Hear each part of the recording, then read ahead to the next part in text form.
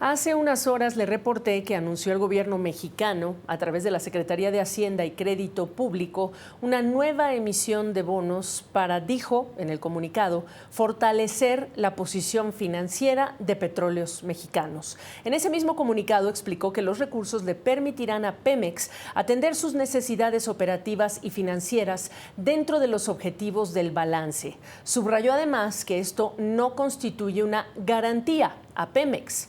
Por cierto, según Bloomberg News, que cita a personas familiarizadas con el asunto, México estaría buscando recaudar entre 7,000 y 10,000 millones de dólares. Pero vamos a hablar de todo ello, muchos números, pero queremos entender, y lo hacemos con el doctor Francisco Monaldi, experto en energía del Baker Institute for Public Policy en la Universidad de Rice. Qué gusto saludarte.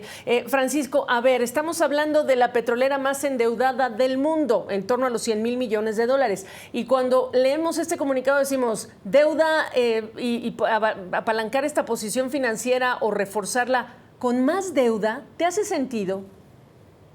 Mira, yo creo que esto es un paño caliente. Obviamente es una solución creativa para inyectarle algo de liquidez a Pemex sin generarle deuda adicional. Pero como tú bien decías, Pemex tiene más de 100,000 millones de dólares de deuda de financiera, pero además tiene como unos 25,000 millones de deuda con sus proveedores, ¿no? Está en una situación muy, muy complicada. Y a pesar de que el gobierno ha hecho anuncios de que tiene un plan para subir la producción en este momento está en mínimos históricos de hace casi 4 décadas. Entonces, la viabilidad de la empresa no se va a solucionar con esto. Esto simplemente correr la arruga, es un paño caliente temporal, pero no es una solución estructural. Y es una muy mala noticia para los mexicanos. Al final del día, los impuestos que pagan los mexicanos también funcionan como recursos públicos para apuntalar esta empresa. Por lo tanto, la gran exigencia ciudadana es qué estrategia, en tu opinión, Francisco Monaldi, haría esto viable, a Pemex viable, a su operación viable y más eficiente, por supuesto.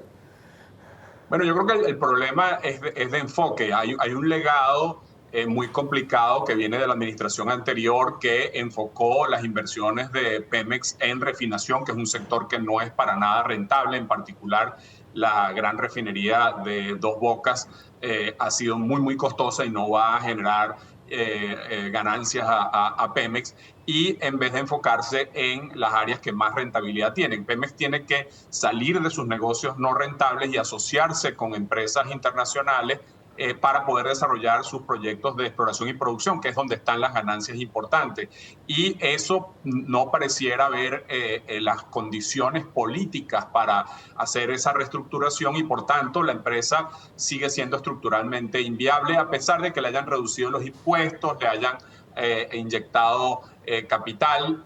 Hay que reestructurarla. Cuando dices es un asunto de enfoque, ayúdame a comparar.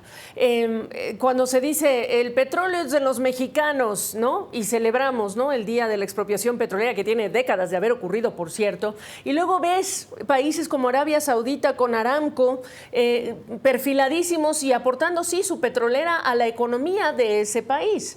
¿Cuál es la diferencia? ¿Cuál es el enfoque ganador? Bueno, hay que primero entender que las condiciones son muy diferentes, ¿no? Arabia Saudita tiene unos yacimientos súper rentables que cuesta extraer un barril de petróleo apenas $3 y tiene reservas gigantescas de petróleo. México tiene reservas declinantes. Cada vez ya los campos que tenía México, que eran muy productivos como Cantarell, han declinado, y ahora le toca buscar explorar petróleo en nuevas áreas y desarrollar áreas en que sabe ya que hay reservas, pero que son más costosas. Eso requiere inversiones muy significativas que la empresa, como está tan endeudada y en aguas profundas no tiene experticia, no puede realizar ella sola. Entonces, todo eso hace que el modelo totalmente estatista no sea viable. En el caso de Arabia Saudita, por cierto, ellos privatizaron, colocaron la empresa en la bolsa de valores, a pesar del tabú que también había en Arabia Saudita de control del Estado. Han colocado la empresa en el mercado de valores, y eso sería también una opción interesante para Pemex, pero por ahora inviable. Eso es lo que te iba a decir. Dada la situación actual y la salud financiera y operativa de la compañía, ¿qué tan atractivo es Pemex vis a vis otras petroleras? Ya no hablamos del mundo, de nuestra propia región. Sí, no, ciertamente en las condiciones actuales ni siquiera se pudiera hacer eso, además de que obviamente no hay el apetito político, pero lo que sí se podría hacer es volver a la idea de los farm outs o joint ventures o empresas mixtas con el sector privado para poder desarrollar algunos proyectos en que Pemex necesitaría el capital y la experticia de estos otros socios. Ha habido cierto pragmatismo en mantener algunos de los proyectos que habían sido otorgados en la administración de Peña Nieto, pero digamos eso hasta ahora no ha habido ninguna claridad sobre cómo va a ser la nueva estructura, si es que la va a haber para atraer nuevas inversiones de esa manera. Oye, estamos anclados en el pasado, Francisco Monaldi.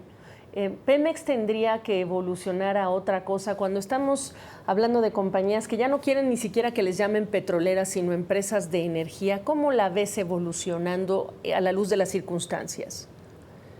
Es muy difícil porque cuando se hablan de los objetivos de que Pemex se convierta también como otras empresas en una empresa que invierta, por ejemplo, en renovables, en electricidad, etcétera, si Pemex ni siquiera está obteniendo ganancias con el negocio más rentable que hay en el mundo, que es el negocio petrolero, porque no se ha enfocado en las áreas más rentables que puede desarrollar la empresa, entonces imagínate lo difícil que va a ser obtener rentabilidad en otras áreas. De hecho, las empresas latinoamericanas que lo han intentado hacer han tenido dificultades porque esos son negocios mucho menos rentables y no tienen la experticia para hacer eso. Pero, por ejemplo, el caso de Petrobras es interesante para Pemex porque esta es una empresa que muy pragmáticamente está desarrollando en todo lo posible sus negocios más atractivos, más rentables, ha salido de una cantidad de negocios no rentables y eso le ha permitido poder financiar algo de la transición energética que la empresa también está desarrollando. Por último, Francisco Monaldi, las empresas son el talento, digamos que la suma del talento y lo que logra ese talento con el performance. Entonces, preguntarte un último comentario, ¿qué opinión te merece la elección del tipo de talento técnico, político que hay dentro de las filas de Pemex en relación con su éxito o poco éxito? Pemex tiene gente muy talentosa en la empresa, pero tiene varios problemas estructurales con eso también, porque en los niveles altos a los ejecutivos no se les paga competitivamente con las empresas internacionales y por eso es difícil para ellos retener el mejor talento. Y a pesar de eso, a niveles, digamos, de los empleados en general de la empresa, más bien tiene una carga muy pesada porque tiene demasiados empleados y tiene una cantidad de beneficios que están por encima de los que, digamos, pagaría el mercado en México. Entonces tiene esa dualidad de no tener capacidad de atraer talento en los niveles altos y tener demasiados empleados en los niveles más abajo. Y eso es uno de los temas estructurales que también la empresa tiene que atender para poder ser rentable en el futuro. Pero hay talento en Pemex. Lo que hay es que crear las condiciones para que ese talento pueda desarrollar proyectos rentables. Y el cambio de enfoque ya nos ha quedado claro y por eso te traemos, Francisco, para que nos aclares todas estas dudas. Salimos mejor informados. Gracias, Francisco Monaldi. Buenas noches. Gracias.